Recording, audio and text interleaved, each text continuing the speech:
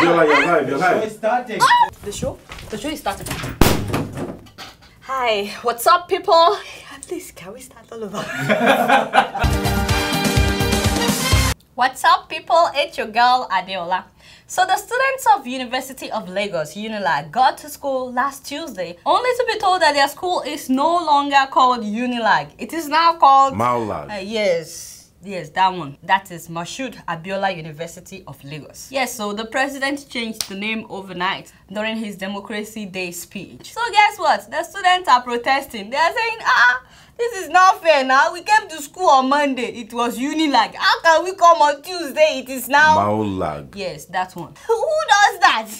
They are saying that this is so unfair. They have nothing against MKO Abiola, by the way. They're just saying that, what about taking care of the basic things? Electricity, the road, all of that have not been taken care of. So is this what the president is supposed to be doing now? You see, I tell the students, I said, be careful, you know, just take it easy.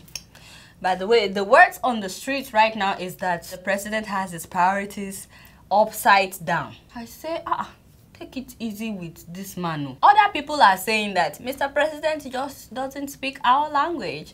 I'm like, what do you mean? They said, Adeola, remember January 1st? What was the language on the street? I said, Happy New Year, Happy New Year. And they said, yes. So everybody said, Happy New Year, Happy New Year. What would the president say when he came on stage? Subsidies. He changed the language on the street. So he doesn't speak our language. I said, And then they said, look at last week, Democracy Day. What was the language on the street? Happy Democracy Day, Happy Democracy Day. What would the president say? MAULAG. That was his own language. I said, The trouble now is that everybody is afraid that when October 1st comes, the president will give another speech.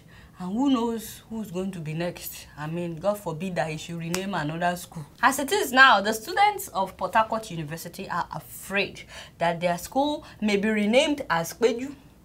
You know what I mean? Kweju as in Patience Ebele Jonathan University. They are afraid. And the students of University of Ibadan are also afraid that their school may become LAU, which is Lamido Adedibu University. I said, you guys should give this man chance to breathe. You know, he has a lot on his mind. Can you imagine? My friend was also arguing with me about this whole issue. He said, if the president wants to start doing naming ceremonies, no, that is not how he put it. Okay, he said, if the president wants to go into renaming business, that he's starting from the wrong place. I said, what do you mean he's starting from the wrong place? He said, look at you. He should have started with his own name. I said, hey, what do you mean now? He said, look at his name, good luck. There has not been anything good in our luck since this guy became the president. He should change it to bad luck. I said, hey, see your mouth. You are speaking too much. Be careful.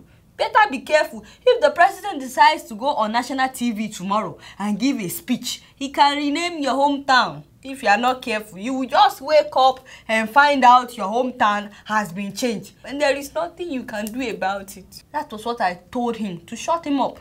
See, finally, somebody asked me my own opinion. They said, Adeola, what do you think about this whole issue now? I said, God bless you. But the thing is, I don't have any opinion. I don't have anything to say. I don't want any wahala. But you know, if I must say anything, I will say what I've always had people tell me.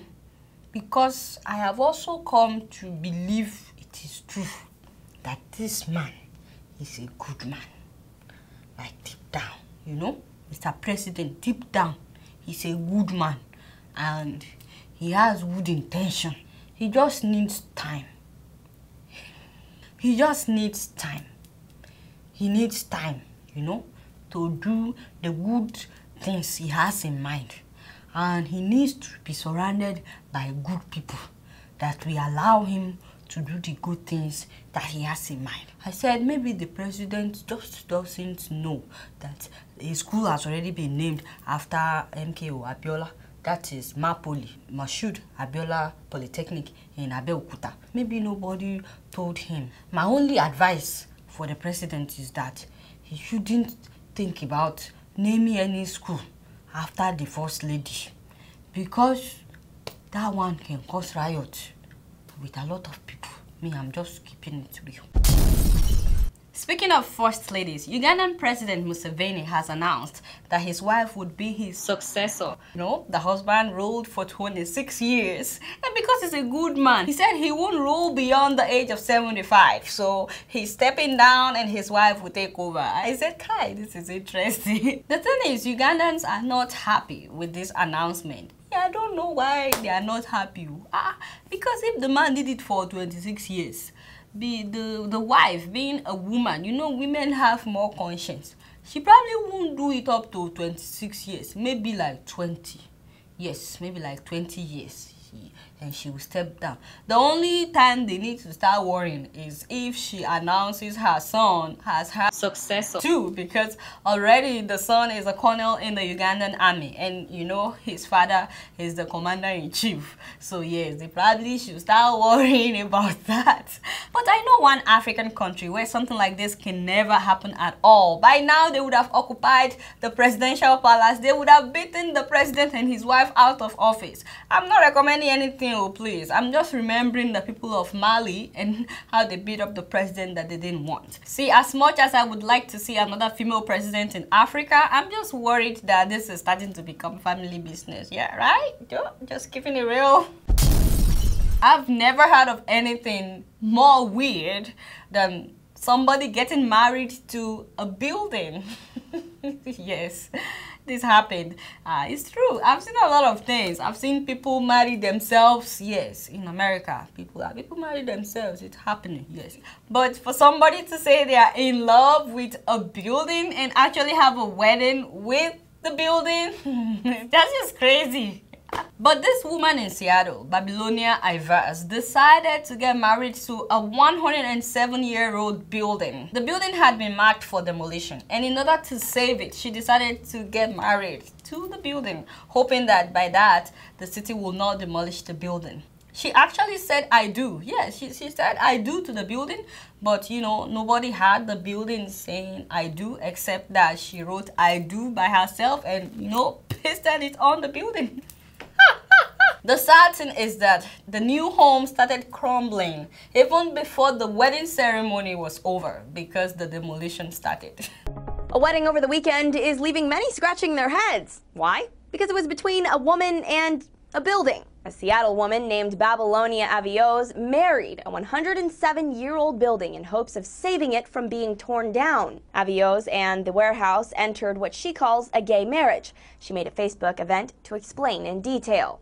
I'm doing this to show the building how much I love it, how much I love community space, and how much I love this neighborhood, and I want to stop it from gentrification. Some members of the community support her nuptials. Here's one speaking at the wedding. Babylonia's wedding is perfect. As she says, if corporations can be people under Citizens United, then buildings can be people, and this is obviously a female building. Speak now or forever hold your peace. Some didn't wait for that part of the wedding. There were protesters protesting her protest. KOMO quotes a protester. Her saying it's a gay marriage sets the community back with Christians and politicians and gives them a chance to say, see, we told you. They're going to want to marry everything if we give them the opportunity. Having compassion against losing something you love, I understand, but to call it a gay union is irresponsible. While some protest, others make light of the situation. The Daily Mail says, don't expect much of a wedding night. Despite their differences, the marriage will have a solid foundation, Fark quipped. And the marriage is already crumbling. Demolition began before the wedding. Avios married what was left of the other bride, but she's back on the market and setting her sights on a nearby neighborhood next. You've got to give it up to them. Like, no, seriously. You have to give it to them that Americans are crazy. They do all kinds of things. I mean, seriously, how can you be in love with a building? Don't you have family members that could, you know, like, come here. What are you trying to do? You know, come back to your senses. But, you know, this is America. Anything goes. I'm just keeping it real.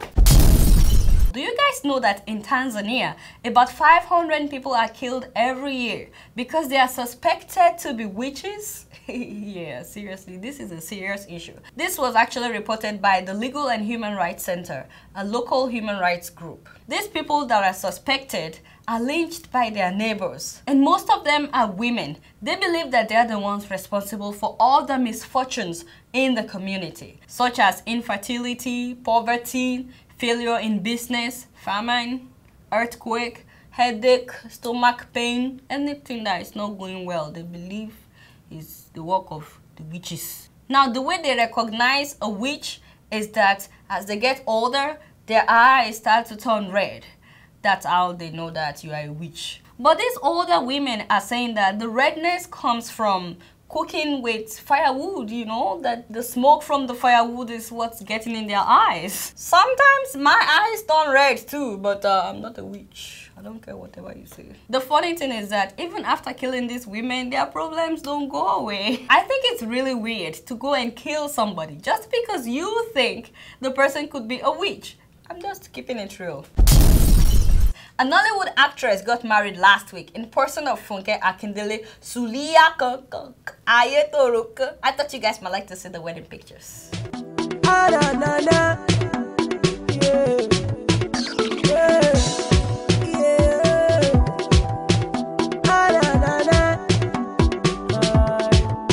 The way she dance, the way she move, just makes me wanna take her home. The way she carry that bag, they make me want to carry this girl in the go. And I love her and I like her and I wanna take her home. So we go dance and we go jolly and we go party like 99. Oh, she made me no shandy. I want you to be my honey. I want you to be my lady. Come make me dance with the spray of money. She be some cliff shandy. I do easy no shandy. Dance to the beat, no the slap my baby.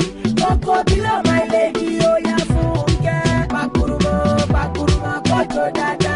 Alima, pakuruma, kojo dada. Tolani, pakuruma, kojo dada. Folage, pakuruma, oh yeah, pakuruma, kojo dada. Funke, pakuruma, kojo dada. Alima, pakuruma, kojo dada. Tolani. Alright, y'all, it's been real and I'm keeping it real right up in here. Until next week, I'ma see y'all later. Peace out!